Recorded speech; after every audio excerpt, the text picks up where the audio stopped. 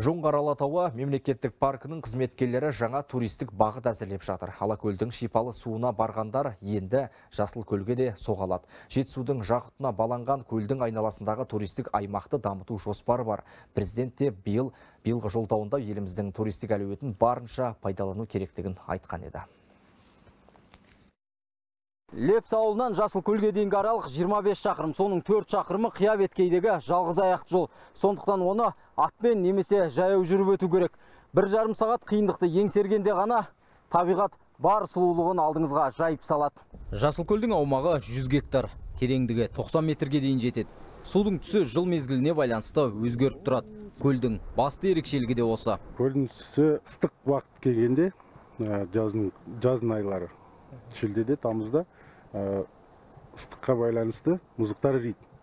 Сол мұздықтар ерігенде суын түсі жап-жасыл болып тұрады. Содан жасыл көл дейді. Ал енді көктемде, күзде суық түскенде мұздықтар еремейді. Содан су мөп-мөлдір болады.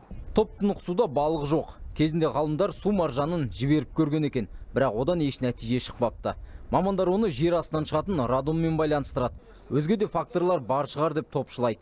Құпиясы ашылмаған көлдің тарихы да ерекше. 300 жыл бұрын бұл аймақта қатты жер сілкінісі болған деседі. Сол кезде таудан құлаған тастар ағыны қатты өзеннің арнасын бітеп қалған. Табиғи апат салдарынан суық жайлау мен Ақтас тауының ортасындағы жерде Жасыл көл пайда болды. Жетісу Алатауының қойнауындағы Жасыл көл 1650 метр биіктікте орналасқан. Тұмса табиғаттың сұлулығын тамашалауға биыл 1000-ға жуық адам барды. Арасында еуропалықтар, америкалықтар және ата жұртқа келген көрші елдің азаматтары да жүр. У вас такие прекрасные тут места. Сіздерде өте әдемі жерлер көп екен. Әсіресе таудағы көл қатты ұнады. Бұрын соңды мұндай сұлулықты көрмедім.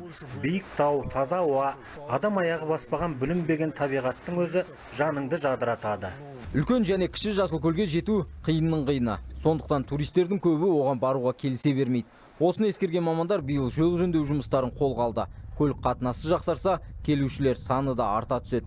Парк басшылығы тағы 2 туристік бағыт ашуды жоспарлап отыр. Президенттің жолдауы ол туризмді дамыту. Тау туризмімізді бүгінгі дейін бізде өзі 11 маршрутымыз бар, 2 соқпағымыз бар. Оның үстіне міне тағы 2 маршрут ашамыз ба деп отырмыз. Ол біреуі Ақкөл дейді, Марионный озеро дейді ғой. Соған біреуі Көкжата дейді. Соның құжаты дайын болғаннан кейін ашамыз. Алла бұйыртса келесі жылға болады. Туризмді дамытудан бөлек парк қызметкерлерінің басты мақсаты табиғатты қорғау. Сондықтан олар сақтық шараларына көп көңіл бөледі. Жылдар бойғы жұмыс нәтижесінде мемлекет қорғауындағы аймақта жан-жануарлар саны артып келеді. Әсіресе қызыл кітапқа енген қоңыр аю мен барыстардың өсімі байқалады.